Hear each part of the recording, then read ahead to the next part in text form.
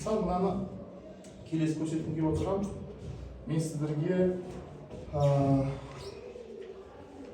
зум эрц деп аталады, жерді нақты уақыт режимінде данный момент қазіргі уақыт бойынша бақылаймыз, бақылағанда да ауа райы бойынша. Яндекс погода деген сияқты ғой. Яндекс погода деген сияқты, бірақтан сәл ерекшеліктерін жоқ, осы ғой қазір көрсететін данный. Сондай ма? Иә, естіп көрсет. Қары, циклон қаяқтан келе жатыр, бәрін көрсетеді. Мысалы, мына жерде қазір мынау бізге күнді көрсетіп тұр. Мына жақтың бәрінде қазір түн болып тұр, көріп тұрсыз, мына сызыққа шейін. Мына жағындағы күн түсіп тұрған бет, мына жерге шейін жаңағыдай күннің шығып тұрған беті осы да көрсетіп тұрған. Және осы жалпы жер бетіндегі көрінісі. Енді керек болатын болса бізге нені таңдауымызға болады? Мысалы жаңағыдай осадки дейді, жауын-шашынды таңдайық. Жауын-шашынды таңдайтын болсақ, міне жауын-шашынды көрсетіп, тек қана жауын-шашын ғана емес, мына әлемде қай жерде өрт болып жатыр, өртті де көрсетеді. Мысалы Африкада данный момент өрт болып жатыр қазір.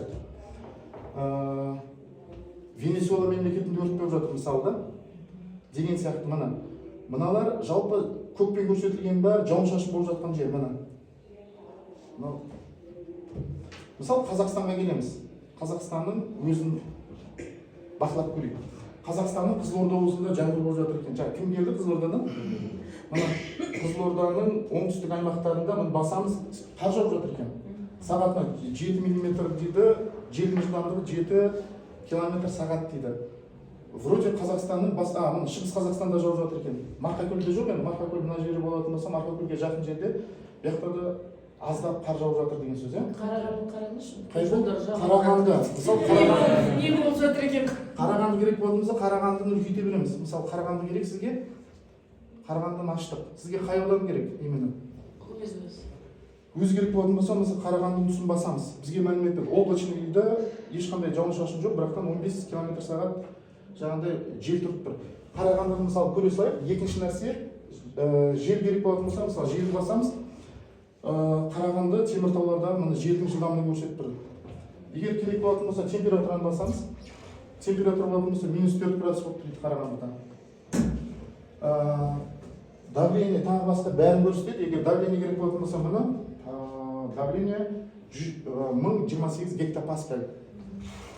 Осылай жалпы көруге болады. Тағы бір басқа аймақтарда жалпы оқушыларға әсер ететіні, мысалы мен температура деген басайын.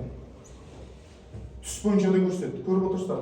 Евразияның бәрі суық. Мына жерде көрсетіп қойған. Егер фиолетовый көк болатын болса минус, қызыл болатын болса жаңағыдай өте ыстық деген сөз. Мысалы Евразияның солтүстігі, яғни мынау Саха Республикасы дейді, -25 градус болып тұр. Мына жерді басамыз -20 градус. Қазақстанның бәрі минуста тұр, көріп тұрсыздар қазір. Енді қарайтын болсақ, мына Австралия деген жанып тұр. Оқушыға әсер етеді бұл. Міне басамыз 34 градус. Мына жерін басамыз 37 градус. Мына Үнді мұхитының ортасындағы немен басатын болсақ, бізге мына тропический шторм болып жатыр. Жылдамдығы тағы басқа және елімдерді прогноздармен көрсетіп тұр. Керек болатын болса да. Сол сияқты, мысалы мына Филиппин аймағында, Вьетнамның аймағында да 24 сағаттың ішінде соғуы мүмкін деген сияқты болжамайтын тұр да бізге ше. Осылай кез келген аймақтың климатын тағы басқасын осы